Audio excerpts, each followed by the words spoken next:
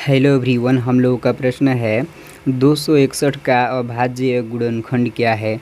तो चलिए दोस्तों 261 का अभाज्य गुणनखंड निकालते हैं और देखते हैं कि 261 का अभाज्य गुणनखंड यानी कि प्राइम फैक्टर्स क्या होता है।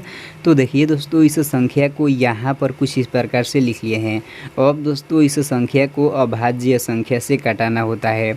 तो जैसा कि दोस्तों हम लोग जानते हैं कि सबसे छोटी अभाज्य संख्या 2 होती है।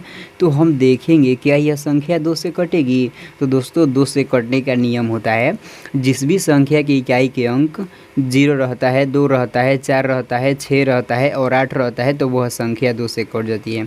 तो देखिए यह जो संख्या है इसका इकाई के अंक यहाँ पर 1 है, इसलिए यह संख्या 2 से नहीं कटेगी। तो अब हम दोस्तों देखेंगे क्या यह संख्या 3 से कटेगी। तो दोस्तों 3 से कटने का नियम होता है, जिस भी संख्या के अंकों का योग 3 से कट जाता है तो वह संख्या भी 3 से कट जाती है। तो चलिए इस संख्या के अंकों को जोड़ते हैं और देखते हैं क्या 3 से कटता है। तो देखिए इस 2 में इस 6 को जोड़ेंगे तो कितना होगा, 8 होगा, और 8 में इस 1 को जोड़ेंगे तो 9 होगा। तो 9 जो संख्या है वह 3 से कट जाती है, इसलिए 261 जो यह संख्या है यह भी 3 से कट जाएगी। तो चलिए इसको हम 3 से कटा देते हैं। देखिए दोस्तों यहाँ पर तो पहले 26 है, तो दोस्तों 3 के पहाड़ा में 26 तो नहीं आता है। तो अब क्या करेंगे, देखेंगे कि 3 के पहाड़ा में 26 से कम कोई संख्या आती है। तो हाँ 24 आती है, कितना बार में, 8 बार में।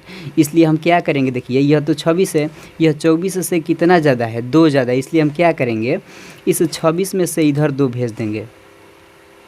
ध्यान दीजिएगा दोस्तों, देखिए यहाँ पर तो 26 था, लेकिन जब 26 में से इधर 2 चला गया तो यहाँ पर कितना हो गया, 24 न हो गया। तो यह 24 इस 3 से 8 बार में कट जाएगा, क्योंकि 3 8 24 होता है। ध्यान दीजिएगा दोस्तों, देखिए इस 1 के आगे आकर 2 लग गया है, तो 2 और 1 मिलकर कितना हो जाएगा, 21 हो जाएगा। तो यह 21 भी इस 3 से 7 बार में कट जाएगा, क्योंकि 3 7 21 होता है। यहाँ पर दोस्तों 87 आ गया। तो चलिए इस संख्या के अंकों को जोड़ते हैं और देखते हैं क्या अभी 3 से कटता है। तो देखिए इस 8 में इस 7 को जोड़ेंगे तो कितना होगा, 15 होगा। तो 15 जो संख्या है वो 3 से कट जाती है, इसलिए 87 जो यह संख्या है यह भी 3 से कट जाएगी। तो चलिए इसको हम 3 से कटा देते हैं।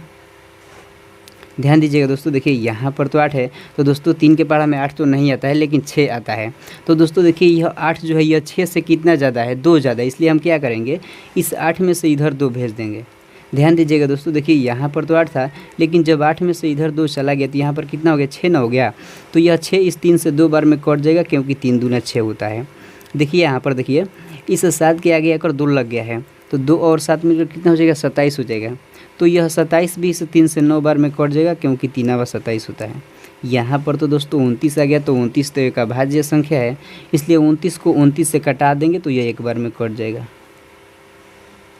अब दोस्तों कुछ इस प्रकार से हम यहाँ पर लिखेंगे, ध्यान दीजिएगा 261